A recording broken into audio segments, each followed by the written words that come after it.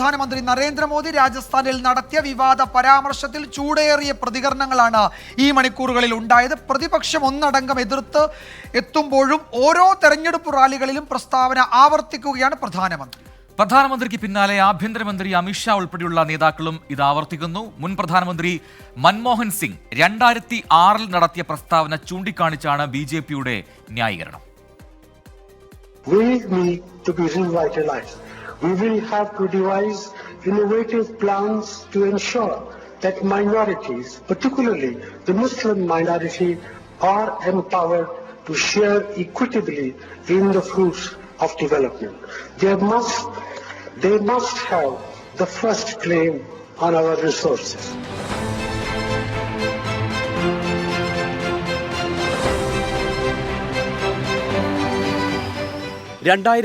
December 9 Manmohan Singh നടത്തിയ പ്രസംഗത്തിലെ ഈ ഭാഗമാണ് 18 വർഷങ്ങൾക്കു ശേഷം BJP ഉന്നയിക്കുന്നത്.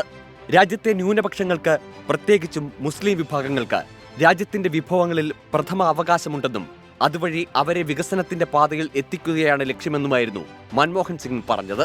സച്ചാർ കമ്മിറ്റി റിപ്പോർട്ട് പരാമർശിച്ചായിരുന്നു പ്രതികരണം.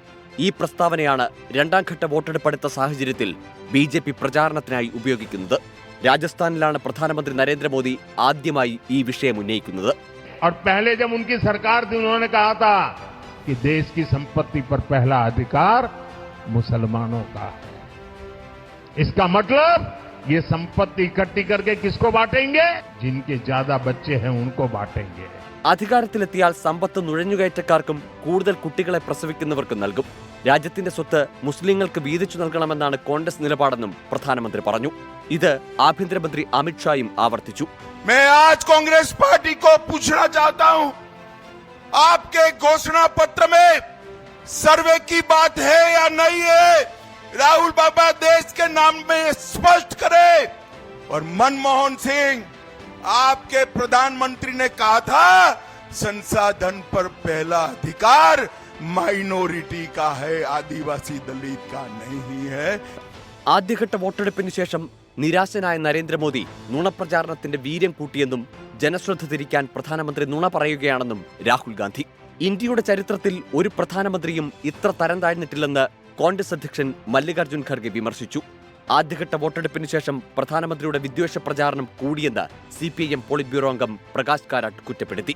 Congress party is going to hand over your property and gold to the minority community, create this sort of anti-Muslim feeling and create polarization. The BJP is falling back on its stock in trade, as is called. This is its regular business of trying to create polarization. നരേന്ദ്രമോദിക്കെതിരെ തെരഞ്ഞെടുപ്പ് commission എന്തുകൊണ്ട് നടപടിയെടുക്കുന്നില്ലെന്ന് കപിൽ സിബൽ ചോദിച്ചു. പ്രധാനമന്ത്രി വോട്ടിന് വേണ്ടി വർഗീയ പ്രചാരണം നടത്തുകയാണെന്ന് AICC general secretary KC വേണുഗോപാലും പ്രതിപക്ഷ നേതാവ് VD സതീശനും. ഇന്ത്യയിൽ ഏറ്റവും കൂടുതൽ നുണ പ്രചരിപ്പിക്കുന്ന ആളാണ് ഇന്ത്യയുടെ പ്രധാനമന്ത്രി നരേന്ദ്രമോദി എന്ന് തെളിയിക്കുന്ന ഒന്നാണ് ഇന്നലത്തെ പ്രസംഗം. ഡോക്ടർ മൻമോഹൻ സിംഗിന്റെ പ്രസംഗം നിങ്ങൾക്ക് പരിശോധിച്ച് നോക്കാം. അദ്ദേഹം പറഞ്ഞ പ്രസംഗം എന്താണ്? ഇന്ത്യയുടെ സമ്പത്ത് എല്ലാവർക്കും തുല്യമായി എത്തത്തക്കവണ്ണമുള്ള സംവിധാനം ഉണ്ടാക്കണമെന്നാണ് മൻമോഹൻ സിംഗ് പറഞ്ഞത്. അതിനെയാണ് വ്യാഖ്യാനിച്ച് കോൺഗ്രസ് മുസ്ലിങ്ങൾക്ക് വേണ്ടി മാത്രം, അത് നുഴഞ്ഞുകയറ്റക്കാർ എല്ലാ കാര്യത്തിലും ഇടപെടേണ്ട ഇലക്ഷൻ കമ്മീഷൻ ഇക്കാര്യത്തിൽ free and fair election. What you mean by free and fair election? വെള്ളത്തിന് തീപിടിപ്പിക്കുന്ന വർഗീയതയാണ് വീണ്ടും BJP ആയുധമാക്കുന്നത്. വിഷം ചീറ്റുകയാണ് പ്രധാനമന്ത്രി പ്രസംഗിക്കുകയാണ്. കൂടുതൽ കുട്ടികൾ ഉണ്ടാകുന്നവർക്കാണ് കൂടുതൽ സ്വത്തുക്കൾ കൊടുക്കേണ്ടത്, അത് മുസ്ലിങ്ങൾക്കാണ് കൊടുക്കേണ്ടതെന്ന് കോൺഗ്രസ് പറഞ്ഞു. നിങ്ങളുടെ സമ്പത്ത് കൂടി മുസ്ലിങ്ങൾക്ക് കൊടുക്കും എന്നൊരു പ്രധാനമന്ത്രി പറയാണ്. പ്രധാനമന്ത്രി ചൂണ്ടിക്കാട്ടിയത് കോൺഗ്രസിന്റെ വോട്ട് ബാങ്ക് പ്രീണനമാണെന്ന് BJP സംസ്ഥാന അധ്യക്ഷൻ K. സുരേന്ദ്രൻ. പ്രധാനമന്ത്രി ചൂണ്ടിക്കാണിച്ചത് വോട്ട് ബാങ്ക് താല്പര്യത്തിന് വേണ്ടി ജനങ്ങളെ ഭിന്നിപ്പിക്കുന്ന പ്രചാരണം കോൺഗ്രസും UPAയും ഇന്ത്യ മുന്നണിയും നടത്തുന്നതിനെതിരായിട്ടാണ്.